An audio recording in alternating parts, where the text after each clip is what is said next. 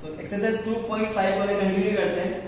Question number 8, an AP consist of 50 terms of which third term is 12 and the last term is 106. So find the 29th term.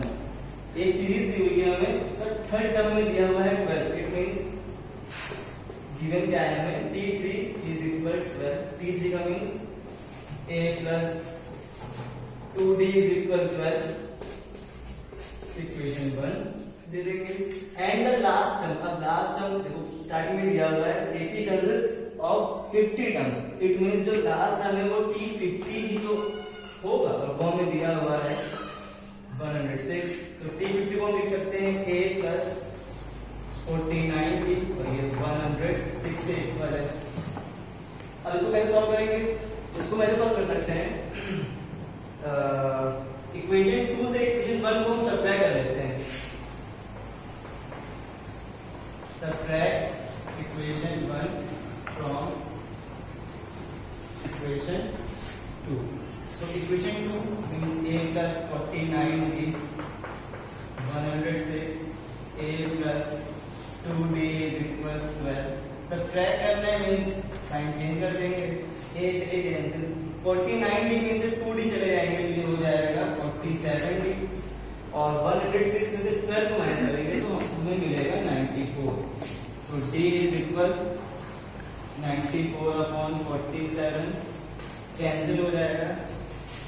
तो d is equal 2 हो जाएगा. अब ये value हम किसी भी एक इक्वेशन में रख देंगे तो हमें a की वैल्यू पता चल जाएगी.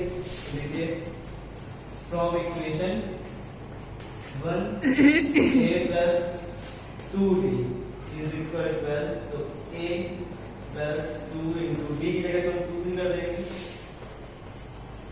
a plus 4 12, a is equal 12 minus 4, a is equal 8. हमें a की वैल्यू पता है, हमें d की वैल्यू पता है. हमसे पूछ रहे हैं 29 टर्म, t29 की वैल्यू पूछ रहे हैं. t29 को लिखेंगे हम a plus 28d 8 value put कर देंगे 28 into 2 8 plus 28 गुना 56 ये हो जाएगा 64. 29 की वैल्यू हो जाएगी 64. नोट कर सकते हैं क्वेश्चन करो. नेक्स्ट क्वेश्चन दिया हुआ है question number 9. If the third term and the ninth term of an AP are 4 and -8 respectively, so which term of the AP is 0? देखिए क्या कह रहे हैं क्वेश्चन. पहले जो हमें गिवन है उसे लिख लेते हैं. हमें एक सीरीज का थर्ड टर्म पता हुआ है T3, 4 दिया हुआ है. It means a plus 2d 4 दिया हुआ है हमें equation 1. And ninth term T9 दिया हुआ है -8 a plus 8d is equal -8. Equation 2. तो पहले इनको सॉल्व करके हम a और d की वैल्यू फाइंड कर लेते हैं. So subtract equation 1 from equation 2. So a plus 8d is equal -8, a plus 2d is equal 4. Subtract करते तो साइन चेंज होंगे, ये माइनस a और a cancel. 8d minus 2d, so we have 6d. -8 -4 दोनों same sign के हैं तो दोनों ऐड हो जाएंगे. माइनस का 12 आ जाएगा. तो d is equal -12/6. so we have d is equal -2. अब a की वैल्यू निकाल लेते हैं. put this value in equation 1. so सीधे लिखते हैं equation 1 from equation 1 a plus 2d is equal 4. a plus 2 into d की जगह पे फिल करेंगे -2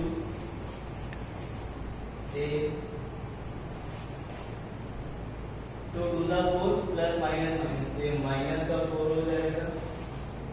a is equal 4 प्लस 4 हो जाएगा, ये माइनस जाएगा, ट्रांसपोजिट होते हैं।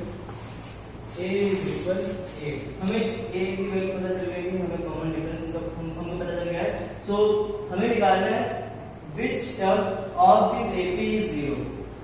इस AP का कौन सा ऐसा टर्म होगा जिसकी वैल्यू 0 होगी। तो हम मान लेते हैं कि वो टर्म होगा जिसकी वैल्यू 0 होगी वो an टर्म है। लेट an या tn term, let tn term is be 0। तो tn टर्म मींस क्या होता है? tn टर्म मींस होता है a plus n minus 1 into D. tn की वैल्यू 0 दी हुई है हमें, a की value 8 plus n minus 1, d की वैल्यू माइनस 2 है। 8 को जब ट्रांसपोजिट करके लाएंगे तो ये माइनस का 8 हो जाएगा, n माइनस 1 इंटू माइनस 2, ये 2 मल्टीप्लाई में तो यहाँ पे ये डिवाइड में जाएगा और ये हो जाएगा n माइनस 1, माइनस से माइनस कैंसिल, 2 से 2 कैंसिल, 2 से 8 कैंसिल करेंगे 4 हो जाएगा।